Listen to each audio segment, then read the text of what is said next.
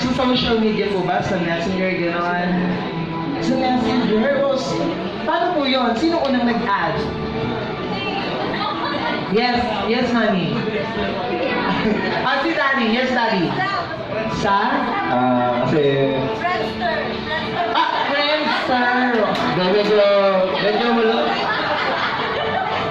medyo memorable yung time na yun kasi yung best friend ko noon patay. Nakakalo ka siya dun sa nung dati dito niya yun naman nakita ko siya. Okay po. So, dun yun ang unang nakita. Hinanap ko yung number niya. Wow, yun pala yun. So, nalabat per se kayo. Wow. So, at ang mami and daddy, additional interview po namin. So, tingin kayo sa isa't isa. Daddy. Tingin kayo sa isa't isa po. Ano yan? Tingnan niyo rin po si Dana Reese. Alright, so mami.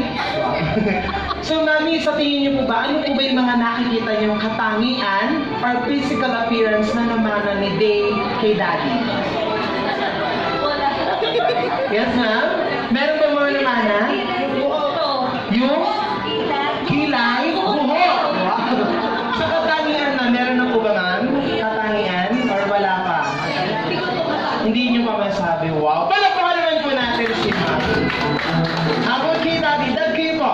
Ano po ba yung mga namana ni Dana Reese kay mami? Bukod sa kagandahan.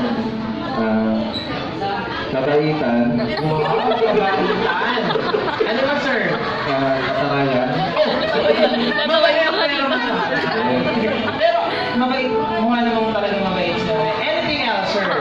So physical, meron po ba sa kanyuan na panlabas si Dami naman po ba si... parang lahat eh. Parang lahat kay mami nagmana ang physical appearance. Kaya ka ba mga kalimani?